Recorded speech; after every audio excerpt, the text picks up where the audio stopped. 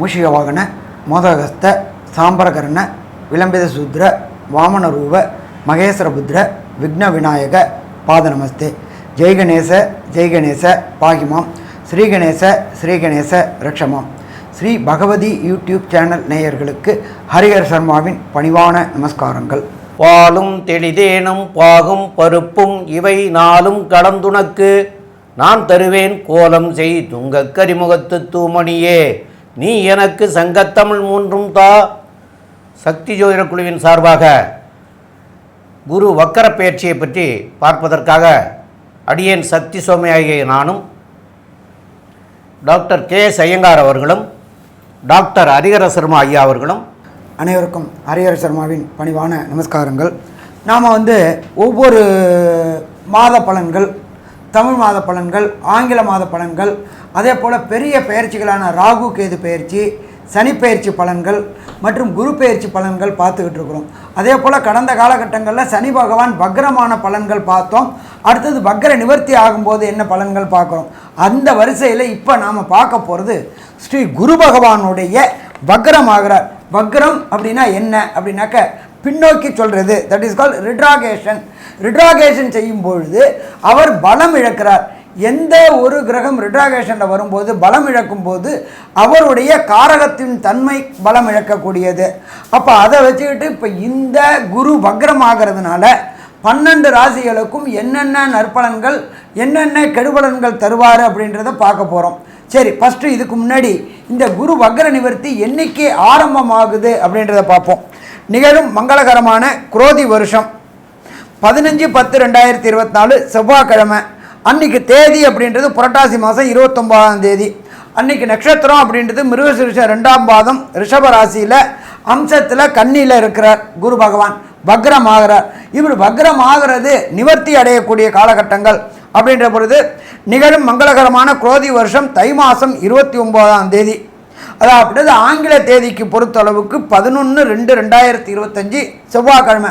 இதில் ஒரு விசேஷம் என்ன அப்படின்னாக்க உயரிய நாள் அப்படின்றது மங்களவாரம். மங்களவாரத்தில் தான் குரு வக்ரம் ஆரம்பமாகிறாரு.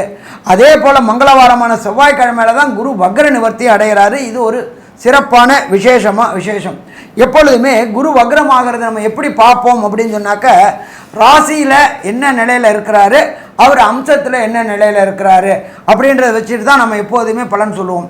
அப்போ ராசியில் பொறுத்தளவுக்கு ரிஷப ராசியில் குரு பகவான் இருக்கார்.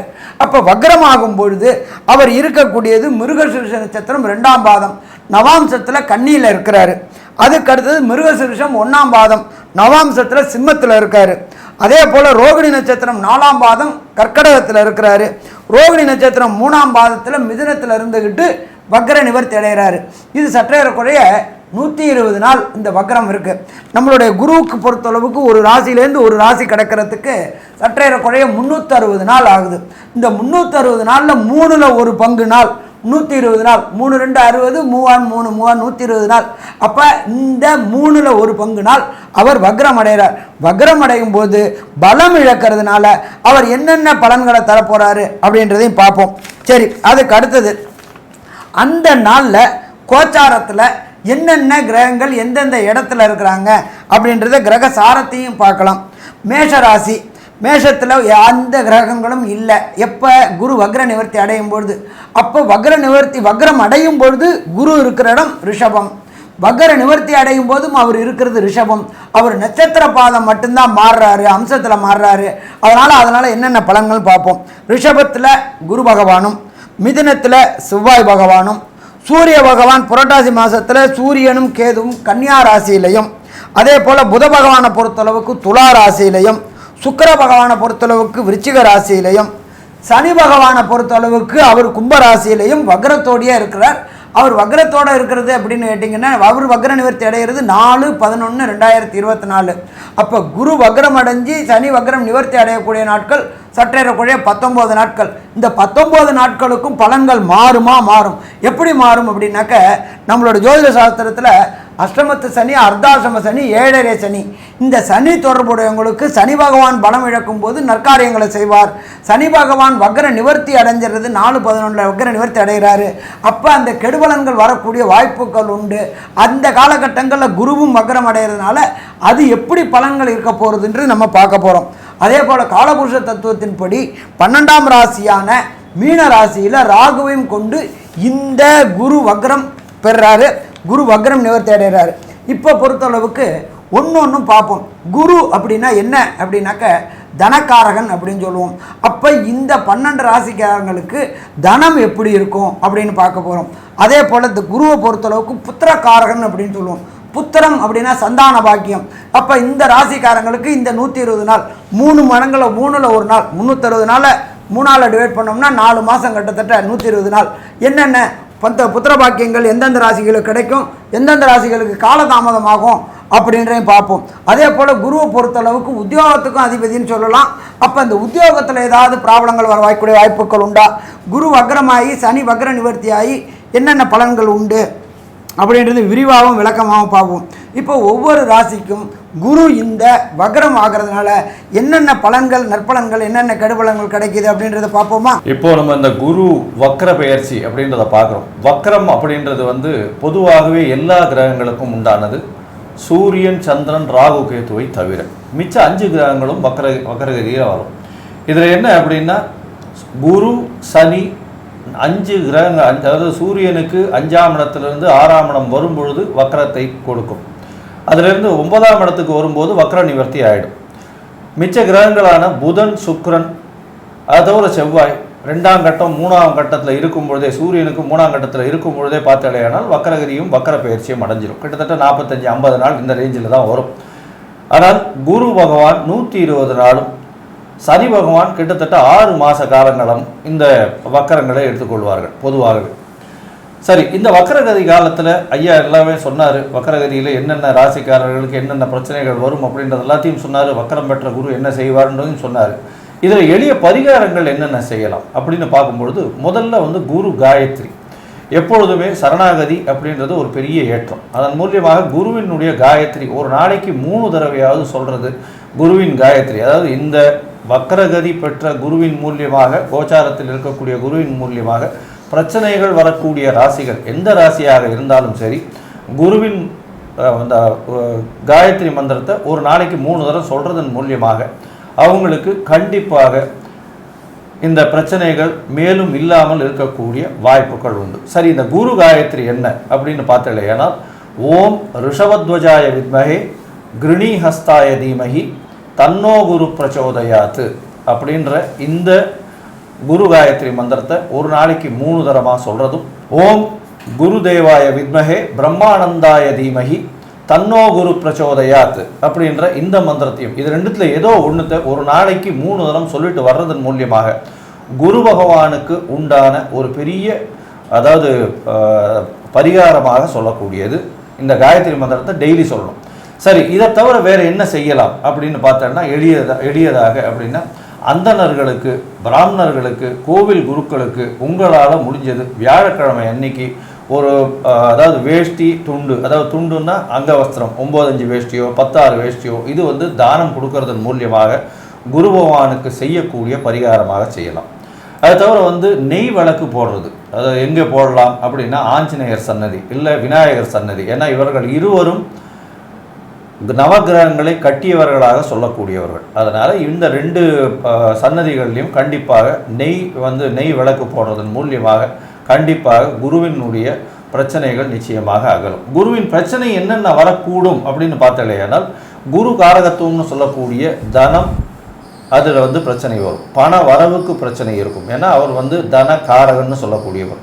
அது தவிர குழந்தை பிராப்திக்கு புத்திர காரகன்னு சொல்லக்கூடியவர். அதனால் இந்த 2 விஷயத்திலையும் எதிர்பார்த்துட்டு இருக்கவங்க, அதாவது ஒரு பெரிய பணம் வரணும்னு எதிர்பார்த்துட்டு இருக்கவங்க, அவங்களுக்கு இந்த காலகட்டத்தில் அந்த ராசியில் குரு பகவான் நல்லபடியாக இல்லை அப்படின்னா இந்த எளிய பரிகாரத்தை செய்யறதும். அது தவிர குரு அப்படின்றதுனால குழந்தைகளுக்கு புஸ்தகம், நோட்புக்கு, படிக்கக்கூடிய விஷயங்கள் ஏதாவது வாங்கி கொடுக்கறதன் மூலியமாகவும், அரச மரம் இல்லைன்னா ஆலமரம் இது வந்து விநாயகர் கோவிலில் வைக்கிறதுனாலையும் மஞ்சள் கலர் வஸ்திரம் தானம் கொடுக்கறது இதெல்லாம் வந்து எளிய பரிகாரமாக வச்சுக்கொள்ளப்படுறது. அதை தவிர கோவிலுக்கு உங்களால் முடிஞ்ச அளவுக்கு நெய் தானமாக கொடுக்கறதன் மூலியமாக குரு பகவானுக்கு செய்யக்கூடிய பிரீத்தியாக நம்ம சொல்கிறோம். இதன் மூலியமாக உங்களுக்கு எப்போவுமே குருவினுடைய பிரச்சனைகளிலிருந்து நிவர்த்தி அடையக்கூடிய வாய்ப்புகள் நிச்சயமாக உண்டு. துலாம், சித்திரை, சுவாதி, விசாகம் இந்த 3 நட்சத்திரம் 9 பாதங்களை கொண்ட ராசி. ராசியின் அதிபதி அப்படின்னு சொல்லக்கூடியவர் சுக்கிர பகவான். இவ்வளோ நாளாக பார்த்தாலேயானால் உங்களுடைய ராசிக்கு 8ஆம் இடத்துல குரு மறைஞ்சிருக்கார்.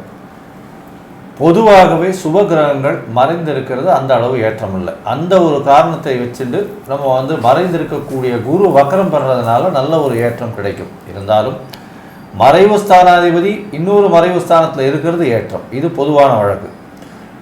ஜோதிடத்தில் பார்த்தாலேயானால் சுபர்கள் மறையக்கூடாது, நல்ல ஒரு ஏற்றத்தில் இருக்கணும்னு சொல்லுவோம். இப்போ வந்து அவர் மறைந்து வக்கரம் பெற்று இருக்கிறதுனால அது சுபத்துவம் அடையக்கூடிய காலகட்டம்னு நம்ம எடுத்துக்கணும். இதன் மூலியமாக பார்த்தாலேயானால் இவ்வளவு நாள் உங்களுக்கு வந்து குடும்பத்தில் பிரச்சனை, இவ்வளவு நாளாக வந்து உங்களுக்கு பணத்தில் பிரச்சனை, பேச்சில் பிரச்சனை, நீங்கள் பேசக்கூடியதை தவறாக புரிந்து கொள்ளக்கூடிய நிலைமைக்கு இருந்தது. இதெல்லாம் வந்து ரொம்ப அதிகமாக இருந்தது. எந்த ஒரு இடத்துக்கு போனாலும் வந்து நீங்கள் மறைந்து இருக்கக்கூடிய உங்களே வந்து டார்கெட் பண்ணி உங்களை வந்து பிரச்சனை கொடுக்கணும்னே வந்து பண்ணுவாங்க.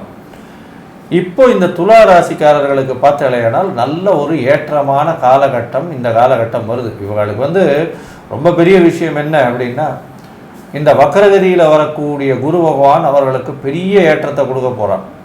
அதை தவிர பார்த்தாலேயானால் இந்த துலா ராசின்னு சொல்லக்கூடியதும் ரிஷப ராசின்னு சொல்லக்கூடியதும் சுக்கிர பகவானுக்கு உண்டானது. இந்த சுக்கிர பகவானுக்கு உண்டான ராசிகள் வந்து குருவுக்கு அந்த அளவு ஏற்றம் கொடுக்கக்கூடியது அல்ல.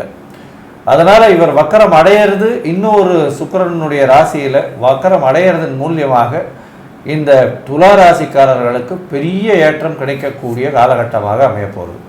குடும்பத்தில் நல்ல ஒரு ஏற்றம் இருக்கும். கணவன் மனைவிக்குள்ள நல்ல ஒரு ஒற்றுமை இருக்கும். பண வரவு அபரிமிதமாக இருக்கும். போட்டித் தேர்வு, பேச்சு எல்லாவற்றிலும் வெற்றி கிடைக்கக்கூடிய வாய்ப்பு உண்டு. இதை தவிர பார்த்தாலேயானால் இந்த காலகட்டத்தில், அதாவது இந்த வக்கர பயிற்சி 120 நாளில் முதல் 20 நாள்லேயே பார்த்தாலேயானால் சனி பகவான் வக்கர நிவர்த்தியார். உங்களுடைய ராசிக்கு அதியோகர்னு சொல்லக்கூடிய ஒரு திரிகோண கேந்திரத்திற்கு அதிபதியான சனி பகவான். அவர் இவ்வளோ நாளாக வக்கரகதியில் இருந்தார். அதாவது நல்லவரும் வக்கரகதியில் இருக்கார். அதாவது உங்களுடைய ராசிக்கு நல்லவர்னு சொல்லக்கூடியவர் வக்கரகதியில் இருக்கார். பொதுவான நல்லவரும் வந்து மறைஞ்சி இருக்கார். அப்போது உங்களுக்கு இவ்வளோ நாளாக எவ்வளோ பெரிய கஷ்டம், எல்லா விதத்துலேயும் கஷ்டம், மென்டல் ஸ்ட்ரெஸ்ஸு, ஃபிசிக்கல் ஸ்ட்ரெஸ்ஸு, நம்ம இதை அச்சீவ் பண்ணுவோமா மாட்டோமா, இந்த மாதிரியான விஷயங்கள், எதை எடுத்தாலும் தடங்கள், எந்த ஒரு விஷயமும் மனசில் நிற்காமல் மனசில் பாரமாகவே எல்லா நெகட்டிவ் பாயிண்ட்ஸும் இருந்திருக்கும். ஆனால் இப்போ இந்த குரு வக்கர பயிற்சி உங்களுக்கு ஒரு பெரிய மாறுதலை வாழ்க்கையில் கொடுக்க போகுது. அதை தவிர பார்த்தாலேயானால் வக்கர பயிற்சி ஆன உடனேவே வந்து சனி வக்கர நிவர்த்தி மாறுது வந்து ஒரு பெரிய யோகத்தை கொடுக்க போகுது. இதன் மூலியமாக என்ன யோகம் வரும் அப்படின்னா, உங்களுக்கு வந்து புதிய பதவி, புகழ், அந்தஸ்து, கௌரவம்லாம் வரக்கூடிய வாய்ப்பு உண்டு. குழந்தை பிராப்தி கண்டிப்பாக ஏற்படும். ஏன்னா வக்கர சனி வந்து வக்கர நிவர்த்தி ஆயிடுறது பெரிய ஏற்றம். அதை தவிர பார்த்தாலேயானால் குரு பகவான் வக்கர நிலையில் உங்களுடைய ராசிக்கு 2ஆம் இடத்தை பார்க்கறது பெரிய விசேஷம். இதன் மூலியமாக இவ்வளவு நாள் பணத்துக்கு தடை வந்துட்டே இருந்தது. புதுசாக போய் ஒரு கடன் வாங்கணும்னா கூட அந்த கடன் கேட்குற இடத்துல போனோடனே 4 நாள் கழித்து வாங்கன்னு சொல்லிடுவோம். அந்த மாதிரி யாரையும் நம்பி போய் பணம் வாங்கக்கூடிய நிலைமையோ, நம்பி போய் இன்றைக்கி பணம் கிடைக்கும்ன்ற நிலைமையோ இல்லாமல் இருந்த காலமாக இருந்தது. இப்போ அது எல்லாம் மாறி நீங்கள் போன உடனே பணத்தை எடுத்து வச்சுட்டு இது உங்களுடைய பணம்னு சொல்லியே கொடுக்கக்கூடிய அளவுக்கு பெரிய ஏற்றம் கிடைக்கக்கூடிய காலகட்டமாக அமையும். படிக்கக்கூடிய மாணவர்களுக்கு பெரிய ஏற்றம். ஏன்னா குரு வக்கரகதியிலிருந்து உங்களுடைய 4ஆம் இடத்தை பார்க்கறது பெரிய விசேஷம். இதன் மூலியமாக பார்த்தேன்னா நல்ல ஒரு ஏற்றம் கிடைக்கக்கூடிய காலகட்டமாக இருக்கும். வெளிநாடு வெளியூர் போகக்கூடிய பாக்கியம் நிச்சயமாக உண்டு. சரி, இந்த காலகட்டத்தில் குரு பகவான் அவருடைய பார்வை பலத்தில் எந்த அளவுக்கு மாற்றங்களை ஏற்படுத்துவார் துலா ராசிக்காரர்களுக்கு அப்படின்றத பற்றி நம்ம டாக்டர் ஹரிஹர் சர்மா ஐயா கிட்ட கேட்போம். ஐயா, நல்லா அற்புதமாக சொன்னீங்க. துலா ராசிக்கு 8ல் குரு, 8ல் இருக்கிற குரு மறைந்திருக்கிற குரு உங்களுடைய அவருடைய விசேஷமான பார்வையான 5ஆம் பார்வையாக உங்களுடைய 12ஆம் இடத்தை பார்க்குறார். 12ஆம் இடம்ன்றது அயன சயன போக ஸ்தானம். அங்கே ஏற்கனவே கேது பகவான் இருந்து குடைச்சல் கொடுத்துக்கிட்டு இருக்கிறார். இப்போ அந்த வக்ரமான குரு பார்க்கறதுனால அந்த கேதுவோடைய குடைச்சல்களை குறைப்பார். நல்ல நிம்மதியான தூக்கம், நல்ல அயன சயன போகம், இதுவரை வாழாத வாழ்க்கைகளை கிடைக்கக்கூடியது. வெளியூர் வெளிமாநிலம் வெளிநாடு தொடர்பு கிடைக்கும். ஏன்னா 8 தொடர்பு வருது, 8-12 தொடர்பு வர்றதுனால வெளியூர் வெளிமாநில தொடர்பு, அந்நிய மதம் அந்நிய மொழி பேசுகிறவங்க கூட வியாபார தொடர்பு ஏற்பட்டு வெளியூர் வெளிமாநிலம் வெளிநாட்டில் ஒரு நிரந்தர வியாபாரம் தொடங்கி அந்த வியாபாரத்தின் மூலியமாக தொடர் வருமானம் பெறக்கூடிய காலகட்டங்கள். கடந்த காலகட்டங்களில் 1/1/2024 வரலும் உங்களுக்கு அர்த்தாசிரம சனி இருந்துச்சு, சனியும் விலகிட்டார். அப்போ இந்த காலகட்டங்கள் குருவுடைய விசேஷ பார்வையான 5ஆம் பார்வை பார்த்துட்டார். அடுத்தது வக்ரமான குரு 8ஆம் இடத்துல இருந்துட்டு சப்தம பார்வையாக உங்களுடைய ராசிநாதனான சுக்கிரனையும் பார்க்குறார். குரு சுக்கிரன் பார்க்குறார். ஆனால் வலிமை இழந்த குரு சுக்கிரனை பார்க்கறதுனால இதுவரை திருமணத்தில் தடையும் தாமதமும் ஏற்பட்டுக்கிட்டு இருந்த துலா ராசி என்பவர்களுக்கு திருமண தடையும் தாமதமும் விலகி வீட்டில் கண்டிப்பாக கெட்டி மேலே ஓசை கிடைக்குமா? கிடைக்கும். கேட்டுமா? கேட்கும். அது என்ன அப்படின்னு பார்த்தோம்னாக்க 2ஆம் இடம்ன்றது வாக்கு தனம் குடும்பஸ்தானம். அங்கே உள்ள ராசியாதிபதியை பார்க்கறதுனால இதுவரையில் கேட்ட இடத்துல பணம் கிடைக்காம கஷ்டப்பட்டுக்கிட்டு இருந்தீங்க, இப்போ கேட்ட இடத்துல பணம் கிடைக்கக்கூடிய வாய்ப்புகள் உண்டு. இதை தவிர 8ஆம் இடத்துல இருக்கின்ற குரு பகவான் தன்னுடைய விசேஷ பார்வையான 9ஆம் பார்வையா உங்களுடைய சுகஸ்தானத்தை பார்க்குறாரு, உங்களுடைய மாத்ருஸ்தானத்தை பார்க்குறாரு. இதுவரை மாத்ருஸ்தானத்திற்கு மாத்ரு அப்படின்னா அம்மாவிற்கு இருந்த உடல்நலத்தில் இருந்த தொந்தரவுகள் அத்தனையுமே வக்ர குரு பயிற்சியினால் விலகக்கூடிய வாய்ப்புகள் உண்டாகும். அதே போல் 4 அப்படின்றது வண்டி வாகன ஸ்தானம் அப்படின்னு சொல்லுவோம். சைக்கிள் வச்சுக்கிட்டு இருக்கவங்க, டூ வீலர் வச்சுக்கிட்டு இருக்கவங்க, கார் வச்சுருக்கிறவங்க, சேடன் காரும் வாங்கக்கூடிய வாய்ப்புகள் இந்த குரு வக்ர பயிற்சியினால் கிடைக்கக்கூடிய வாய்ப்புகள் உண்டு. ஸ்பெக்குலேஷன், லாட்ரி, ட்ரேடிங்கு, இது எல்லாத்துலேயுமே கொஞ்சம் போராடி வெற்றி கிடைக்கக்கூடிய காலகட்டங்கள் உண்டு. ஏன்னா தனக்காரனான குரு 8ல் மறைஞ்சிட்டாரு. ஆனால் மறைஞ்சாலும் அவர் வக்ரம் பெற்றதுனால, பலம் இழந்ததுனால போட்டியில் தேர்வுகளில் வெற்றி பெறக்கூடிய வாய்ப்புகள் உண்டு. காம்படிட்டிவ் எக்ஸாம் என்று சொல்லக்கூடிய IAS, IPS, நீட்டு, JEE, UPSC, TNPSC தேர்வு எழுதக்கூடிய இந்த துளாராசி குழந்தைகளுக்கு வெற்றி கிடைக்கக்கூடிய வாய்ப்புகள் உண்டு. உங்களுடைய ராசிநாதனான சுக்கிர பகவான் 2ஆம் இடத்துல இருந்துக்கிட்டு அவரை குரு பார்க்கறதுனால சின்னத்திரை பெரிய திரை கலைஞர்கள், இந்த டிவி ஆர்டிஸ்ட்டு, அதே போல் சினிமா ஆர்டிஸ்ட்டு, பின்ன இருந்து இயக்கக்கூடிய கேமராமேன், இவங்களுக்கெல்லாம் வாய்ப்பு இல்லாமல் இருந்துச்சு 8ல் குரு இருக்கிறதுனால. அப்போ அந்த 8ல் இருக்கிற குரு வக்ர நிவர்த்தி அடைகிறதுனால வெளியூர் வெளிமாநிலம் ஷூட்டிங் போயிட்டு அபரிமிதமான வருமானம் கிடைக்கக்கூடிய வாய்ப்புகள் உண்டு. பின்ன இருந்து இயக்கக்கூடிய கேமராமேன்கள், அதே போல் சாஃப்ட்வேரில் ஹார்ட்வேரில் ப்ரோக்ராம் இருக்கக்கூடிய குழந்தைகளுக்கும் இந்த துளாராசியை சேர்ந்த நண்பர்களுக்கு வாய்ப்புகள் கிடைக்கக்கூடிய வாய்ப்புகள் உண்டு. அதே போல் ஃபுட் ப்ராடக்ட் அப்படின்றது இந்த உணவுத்துறை சம்மந்தப்பட்டவங்களுக்கு, அதே போல் கலைத்துறை சம்மந்தப்பட்டவங்களுக்கு, இந்த வீணை, மிருதங்கம் இதை மாதிரி வாசிக்கக்கூடிய துளாராசி என்பவர்களுக்கு கடந்த காலகட்டங்களில் புகழும் பெருமையும் அதுவும் கிடைக்காம இருந்துச்சு.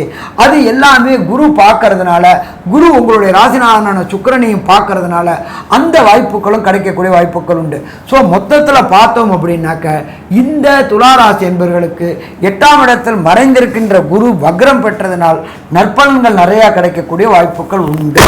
சரி, ஒரு சில பேருக்கு தசாநாதனோ புத்திநாதனோ அந்தரநாதனோ சூட்சமநாதனோ சரியில்லை அப்படின்னா இந்த 120 நாளும் நற்பலன்கள் கொடுக்கக்கூடியதை குறைவாக கொடுப்பாரு.